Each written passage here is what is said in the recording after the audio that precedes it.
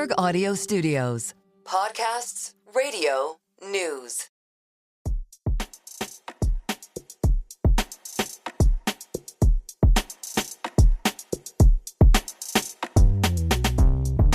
Welcome to Merryn Talks Your Money, the personal finance edition of Merryn Talks Money. In these bonus podcasts, we talk about the best strategies for making the most of your money. I'm Merryn Somerset Webb, and with me, senior reporter and Money Distilled author John Stepek. Hi, John. Hi, Merryn.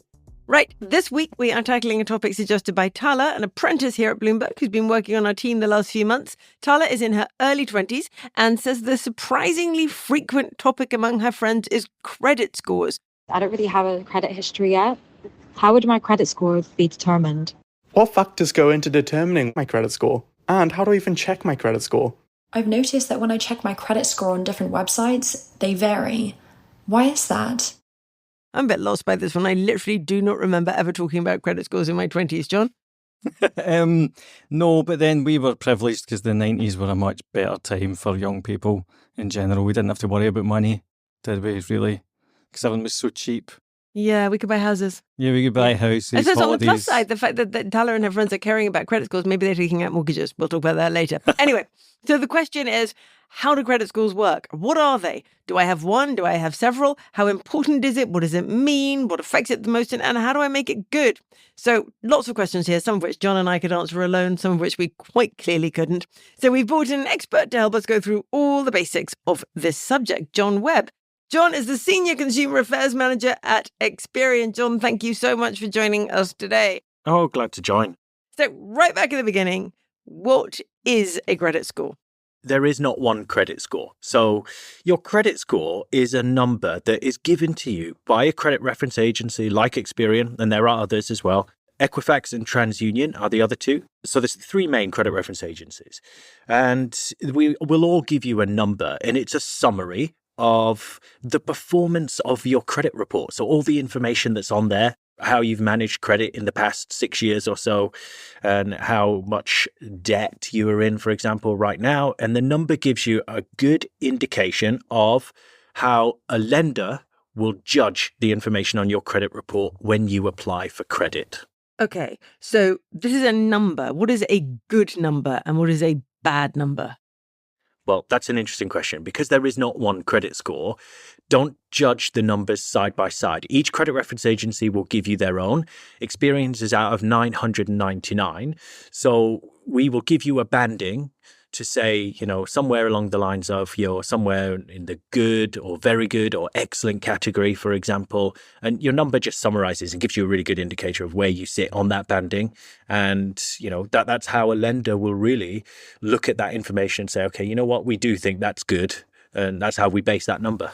Okay, so you're out of 999. Equifax and TransUnion are out of different numbers. So Equifax, I think, is out of 1,000 and TransUnion is slightly lower, out of 710. Yeah, well, don't compare them side by side. It's good to check them all, and you can do it for free. So, please do. But don't compare them side by side and say, right, my Experian score is this. Why is my TransUnion score so low? Just view them individually and see how you sit on the banding with those credit reference agencies. Okay, and do any other organizations have credit scores for us? I mean, for example, does my bank have a credit score for me? Does my mortgage holder have a credit score for me? Are there other numbers around the place that aren't with these three main unions? Yes, well, just to make this, even easier for you, there are different numbers, but you will not ever see those numbers. The only time the other number is generated for you is when you apply for something. So you'll apply, they will check the information on your credit report plus your application form information. So really your affordability, your salary, dependents, other expenses, and so on. And perhaps if you bank with them already, their own information. And at that point you apply, they'll generate a score for you. That's the score that determines, do you get accepted or not? What's the interest rate going to be? What's the limit going to be? But they don't tell you what that number is. So, you'll know you were good enough if you get accepted and get the good rates. You'll know you were borderline if maybe the interest rate goes up a bit at the end or you don't quite get the limit you want. Okay. All right. Very useful. Then I suppose the next obvious question to ask is, how are those scores built? What goes into the building of the score? What are the agencies looking at? The score is built on lender feedback. So they tell us, the credit reference agencies, what's important. So, what's important in terms of your payment history, if you've made them on time, or in terms of the amount of debt you have, missed payments, court judgments. There's lots of information that goes into calculating the score, but it's based primarily on how we work with and Experian hundreds of lenders to figure out exactly what's important and how we build that score. Okay, so your score will be good if you have borrowed money, always paid it back on time, effectively. Yeah, a good track record of managing credit. So you've had some sort of credit agreements in the past, you've paid them on time, and possibly in an ideal world, you have paid them off and closed them successfully. And then that's kind of how you build your track record of managing credit well. And that leads to generally a good score. There are other things that obviously impact it. So, not just that, but how much current debt you are in, for example, will have a big influence. If you've got credit cards, how much you're borrowing on those and how close you are to the limit and so on. So your current debt levels have a big impact on your score as well. But the history is really important. Okay. I think there's an obvious question that comes out of that. I want to ask the obvious question first and then move on to asking you what makes your credit rating bad. So the first question is, if you are Tala, for example, you asked us this question and you're in your early 20s and you have never borrowed money before, that means you don't have a credit score at all, or it means you have a bad credit score? No, it doesn't necessarily mean you have a bad credit score. So they're kind of what we call a thin file. So where you just have very limited information, which means the lender can make very little judgment about how well you'll manage credit. So, we always kind of talk then about the process of building your credit history. And it's the kind of step-by-step process of getting some sort of information onto your credit report, managing it well through those credit accounts, and then building it over time. Is there anything you can do to boost that low? I mean, it's something I always hear about is making sure you're on the electoral register or the voters roll. And exactly. Because I suppose the first time you get credit, you don't want to be going for a mortgage. I mean, does having a mobile phone contract help? All of these sorts of things? Yeah, it does. Actually, and it's a good point, because in terms of building it, let's say almost from scratch, getting on the electoral roll is probably the first thing that I would suggest people do. So wherever they can, of course. Get registered on the electoral roll. That's your first bit. Your next bit is having a bank account. It doesn't matter if it's got an overdraft, but as long as you've got a bank account, it'll add some information on there. But don't have any problems with it if you can. So try not to go into unarranged borrowing and so on that can cause an issue. And then the next stage would kind of be thinking about getting a credit card. And that's because if you use that in the right way, and perhaps we'll talk about that in a moment, is they're quite easy to get. And if you use them in the right way and pay them off in full, you don't pay the interest on it. And suddenly you've got a couple of accounts plus the electoral roll. You're building up some positive information on your credit reports. That's a great way to start that process.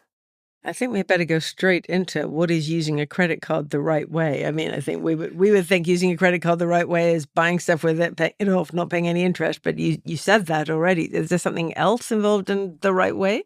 Well, it's just to do with the balance and how you use it on there. And of course, this is the right way for, me as a credit reference agency, let's say, because what we want to see and what a lender likes to see is a very low balance, but an active account. So the way to do that is spending a few pounds every month on something you would have bought anyway. So try not to buy something that you wouldn't have wanted to buy normally. That's how you kind of get into problems. But spend it on something, the food shop once a month, something like that. Pay it off in full every month so you don't pay the interest on it. And so if you keep the balance low, you keep it active, you don't pay the interest, that's a great way to keep your credit card running.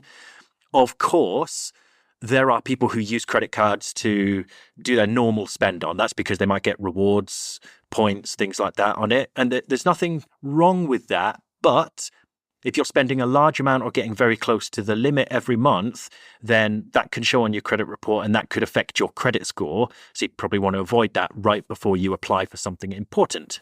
That's interesting because this is another thing I've read about, this idea of not wanting to do too many things. Like if you go to the personal finance websites, then people often talk about how you apply for a new bank account so you can get the switching bonuses every 6 months or something like that. But then they sort of say, but don't do that if you're about to apply for either a mortgage or a personal loan or a big credit card. Can you give us an idea of what the kind of leeway is and that sort of stuff? Is there any sort of guide as to what's a less of a big deal and what's more important to avoid?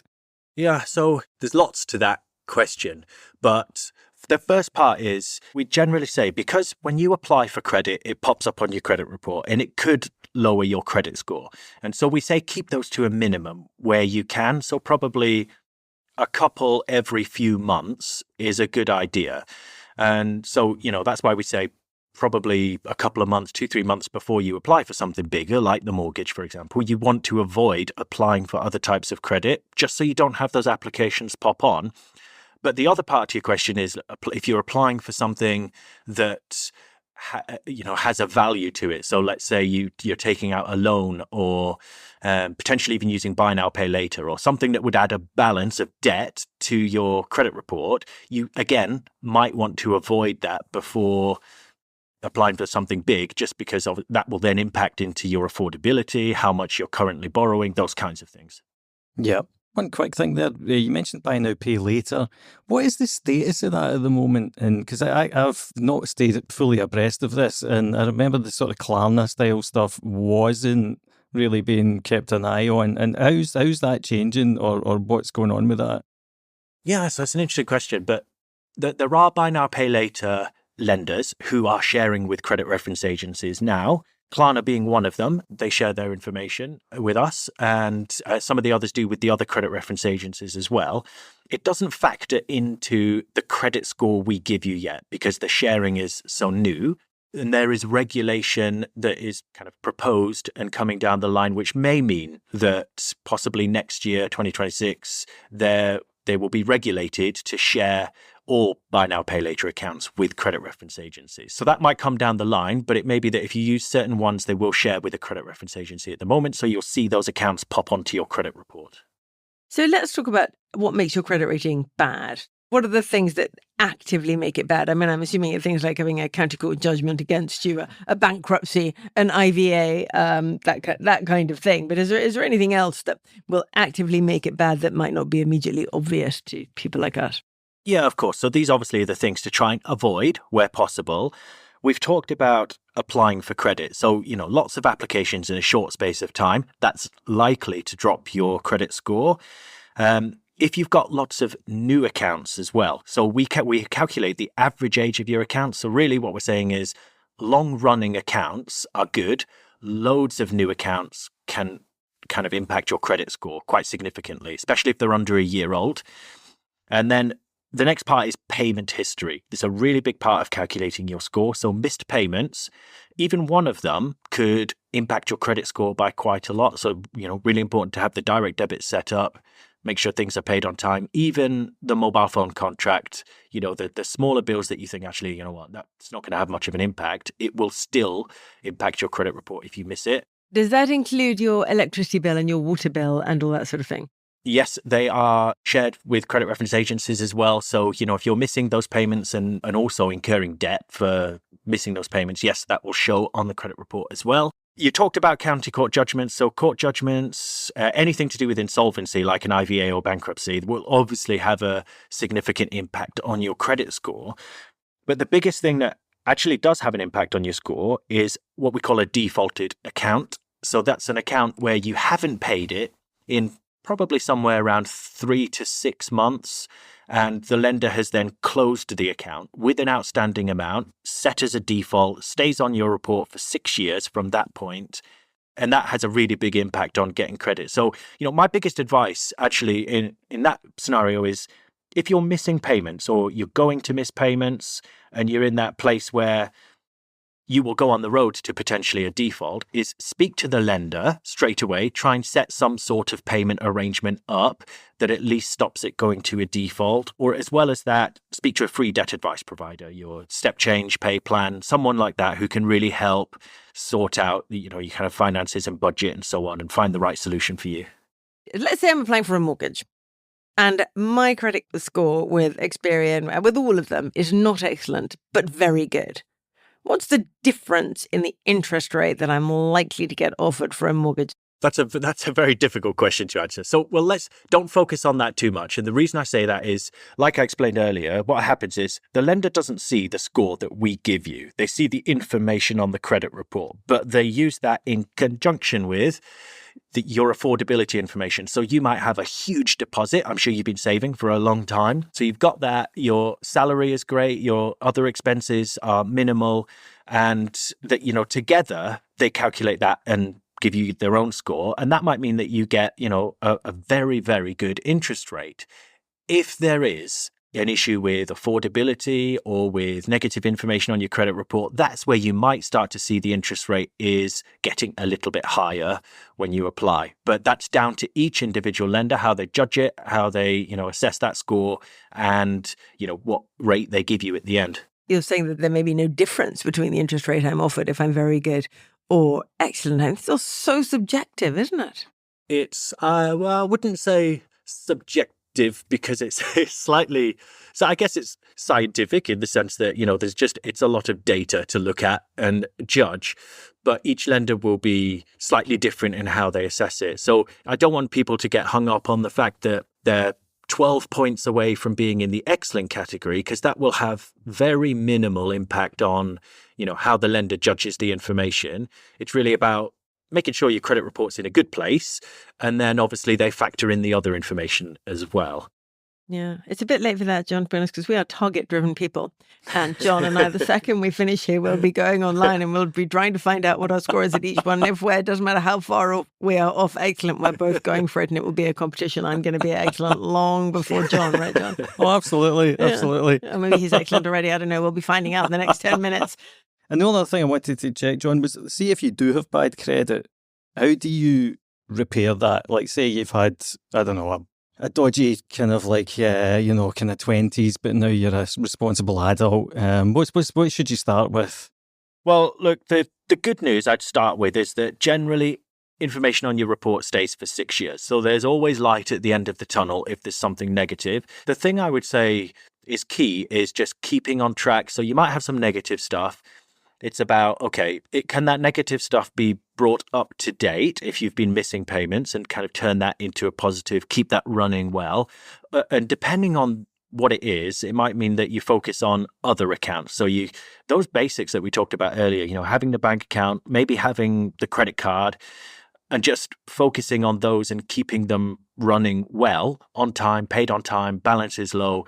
And then at some point, the other negative information might drop off the report and it has less of a negative impact on your score over time. So it's kind of just focusing on doing good things while you can and with what you can, and then it will start to improve over time. The other thing I would say as well is, kind of when we're talking about the negative bit as well and the applying for credit process is actually there are lots of services available to search for credit. So primarily credit cards, loans, car finance, and in a way for mortgages as well, but use comparison sites and eligibility services to check for credit. So we've got one, there are lots of them out there. And the reason you use those is they don't impact your credit score when you do the search. It's a bit like searching for house insurance online. They're soft searches, don't impact your credit score, but they will give you a very good idea of who will accept you and what kind of deals you can get. And you could even get pre-approved as well, which is always a delight to know before you actually apply. So, if anyone's looking for credit, even if they're in a good place or they have negative information, it's a great place to do your kind of credit research. I know you said about admin earlier, it's more admin, but it means that, you get a really good idea of who you should approach rather than just applying to anyone who you've seen and possibly getting refused. If I can look up my credit score this easily, can other people look up my credit score? No. Why not?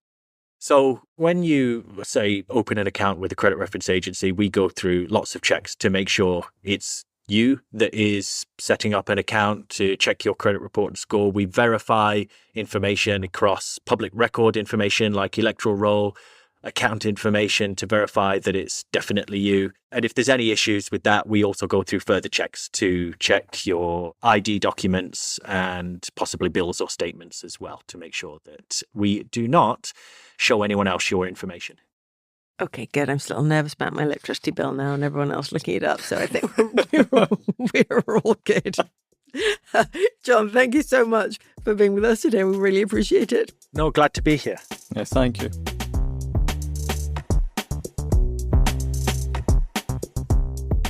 Thanks for listening to this week's Merryn Talks Your Money. If you like our show, rate, review and subscribe wherever you listen to podcasts. Also be sure to follow me and John on X or Twitter at MerrynSW and John_Stepek. This episode was produced by Samasadi, Tala, Ahmadi and Moses Andam. Production support and sound design by Blake Maples. Questions and comments on this show and all our shows are always welcome. Our show email is merrynmoney@bloomberg.net.